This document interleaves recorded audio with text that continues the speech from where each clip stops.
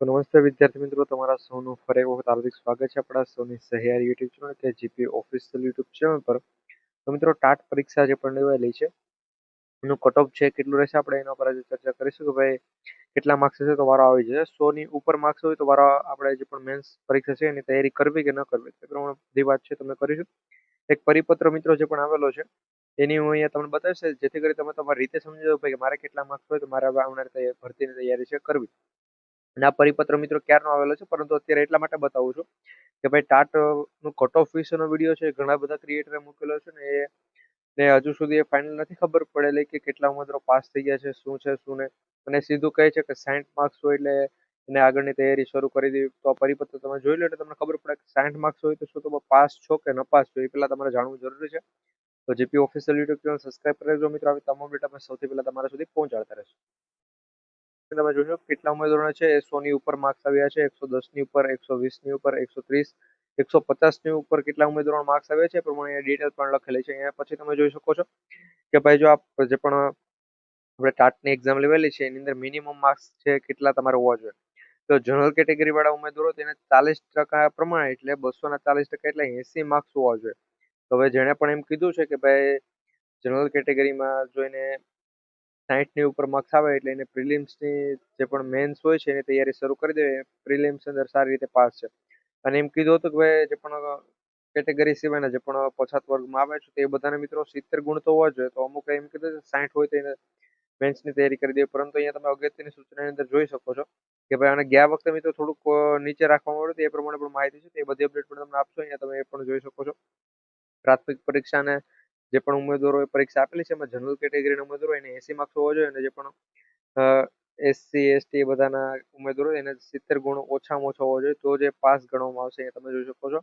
એની સાથે અહીંયા તમે પ્રાથમિક કસોટીનું કટ ઓફ કે તેથી વધુ ગુણ મેળવનાર જે પણ ઉમેદવારો હોય મુખ્ય કસોટી જે પણ યોજે છે એમાં મિત્રો ભાગ લઈ શકે છે. બાકી એ પણ તમે જોઈ શકો છો કે જે પણ ઠરાવ છે એના દ્વારા જોગવાઈ પ્રમાણે કેટેગરી વાઇઝ 7 ગણા ઉમેદવારોને છે મુખ્ય પરીક્ષા માટે છે લાયક ગણવામાં આવશે. આ પ્રમાણે માહિતી છે આપવામાં આવેલી છે. પરંતુ અહીંયા જેને પણ એ માહિતી આપેલી છે કે ભાઈ 60 માર્ક્સ હશે, જેને પણ 60 માર્ક્સ હશે એ મિત્રો છે એ મેન્સની તૈયારી કરી દેજો એસટી કેટેગરીના.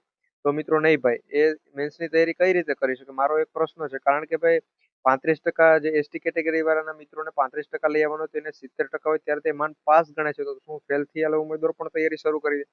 હવે એ વિડીયો મિત્રો વિડીયો કઈ રીતે બનાવે છે, શું કહે છે તો પોતાને પણ ખબર હોતી નથી, અને ખોટે ખોટી વાતો એમ કરે છે કે ભાઈ 60 માર્ક્સ હોય એટલે એસસી એસટી કેટેગરી વાળા તમે મેન્સની તૈયારી શરૂ કરી. નહીં ભાઈ, એસટી એસટી વાળાને તૈયારી કરવાની થતી જ નથી મેન્સની, કારણ કે 70 ની નીચે ગુણ હોય તો તૈયારી કરીને પણ શું કરે.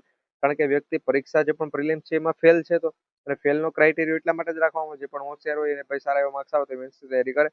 એમાં પછી મિત્રો મેન્સમાં ન પાસ થાય એ પછી આવતી વખતે તૈયારી કરે એ પ્રમાણે હોય છે.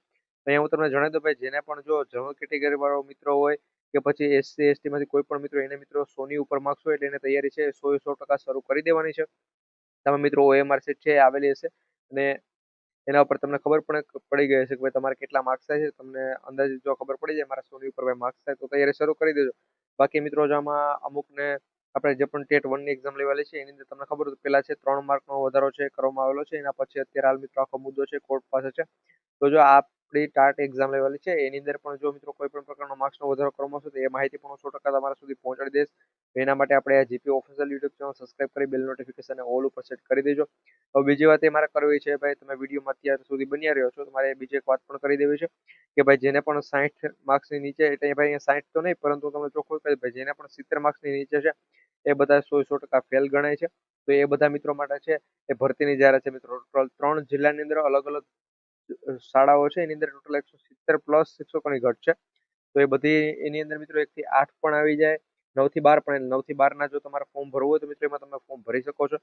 પછી તમે ટાટ પાસ હોય તો પણ ઠીક છે, ન પાસ હોય તો પણ ઠીક છે, અને તમે 12 પાસ અને પીટીસી તો કરેલું જ હશે તો મિત્રો ત્યાં ગૃહ માતાની, ગૃહ પતિની પ્લસ મિત્રો ક્લાર્કની જોબ પણ છે. તો એના માટે પણ તમે હજુ અપ્લાય કરી શકો છો. તેની વધુ માહિતી માટે અત્યારે જ આપણે આ GP official YouTube channel subscribe કરી બેલ નોટિફિકેશન ઓલ ઉપર સેટ કરી દેજો.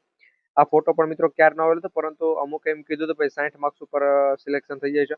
તો એ બધાને મારે જણાવવા માટે આ વિડીયો પણ બનાવવામાં આવેલો છે. તમે આ વિડીયો જોવો ને જાણો કે તમે જે પણ માહિતી આપો છો મિત્રોને એ સાચી છે ખોટી છે શું છે. 60 ની નીચેમાં હોય તો એ પાસ, 60 ની ઉપર હોય એટલે પાસ થઈ જાય, 60 પ્લસ એને લખી દીધું, અને 70 ની નીચે હોય તો પણ તૈયારી સર કરી, પરંતુ 70 તો મિનિમમ ક્રાઇટેરિયા છે. તો આ પ્રમાણે છે. વિડીયો પસંદ લાઈક કરજો, બધા મિત્રો સુધી શેર કરી દીધો. મળીશું એક નવા વિડીયો.